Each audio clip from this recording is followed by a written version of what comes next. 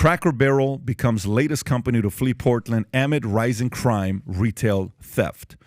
It is closing its final eateries in the Portland metro area, citing the impact of COVID-19 pandemic on its business. The closure are in Beaverton, Tualatin, and Bend are effective March 20th. The spokesperson for Cracker Barrel said the pandemic had made it difficult to staff and profitably run the stores. Walmart announced it was closing all of its Portland stores in February, citing financial reasons.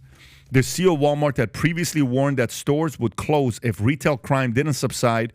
Crime and homelessness have been growing issues in Portland over the past couple of years, with over 2,600 downtown businesses filling a change of address with the U.S. Postal Service. A Nike store in Northeast Portland abruptly closed in November 2022, just a couple months ago, after a string of brazen shoplifting incidents. A real estate developer and lifelong Portland native, Dustin Michael Miller, said the city was out of control and unrecognizable. Tom, what do you have to say about the story?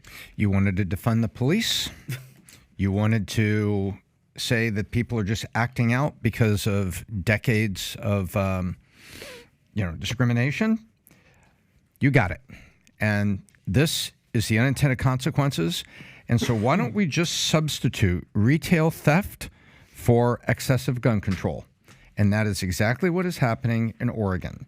People are leaving, and now the law-abiding citizens and the people that love Oregon, like this guy here says, it's out of control and unrecognizable. Unrecognizable means he recognizes a time when it was different, when it was a time for his family and what he was doing. But this is not going to stop. Defund the police. This is the polluted pond at the end. So now what do you do with the polluted pond? You go upstream, you see what polluted it. And the upstream problem was you allowed...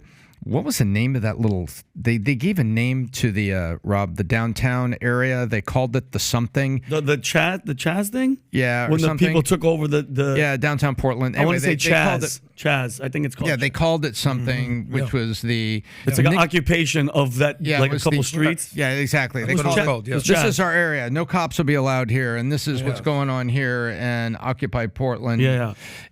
And so you got it. You got what you asked for. And it's terrible. And look what's happened to the citizenry that was not behind that. 100% of the people in Portland, voters, were not in favor of defund the police. They were not in favor of, just let the looters go. It's, just sort of economic redistribution. Really? Here's the outcome. Everything's closing. You have an uninhabitable city. Now what? Exactly. And the fact that they were blaming COVID, it's like, no, just be honest and say, listen, we messed up. We supported the wrong policies. But you know what I love about this? What? Here's what I love about this. 18 years ago, I'm 25 years old. We're sitting in a room with a bunch of other guys who are around the same age, and we started at the same time with this insurance company. And everybody is bragging about the fact that one thing's bigger than the other. They're harder working. They're better leaders. They're better builders of leaders, all this other stuff, right? You know how the meeting ended? I said, we'll know in about 10 or 20 years. Oh, wow. And that's how this thing works. You realize one guy slowed down at a certain number. One guy, the attention got to his head. One guy was all about the girls. He was always distracted by the girls. The other guy was arrogance. The other guy was ethics. The other guy was a Christian guy who was very happy. He reached a number and he was cool with it. He didn't want to keep continuing going. He was doing good for himself. No problem. But eventually, you learned who the real big thinker was. Time reveals a lot of things. Time reveals a good friendship. Time reveals a good relationship. Time reveals a good economy. Time reveals a bad policy. Time reveals a good politician. Time reveals a good administration. Time will reveal everything. It's either your best friend or your worst enemy. Nobody beats time. Nobody. Time is going to get you. If you do right, eventually the market's going to say, listen, man, whether you like this guy or not, we got to give him credit. When you were screaming off the top of your lungs how amazing your policies were about defunding the police, like Tom said, guess what it's showing now?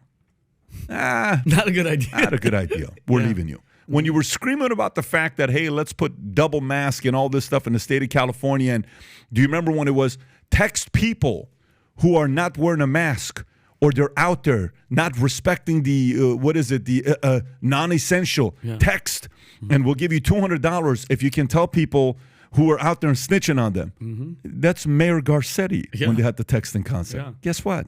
Yeah, people don't want that. They left. Yeah. Bad policies eventually get exposed. You cannot fake bad policies. So if you like this clip and you want to watch another one, click right here. And if you want to watch the entire podcast, click right here.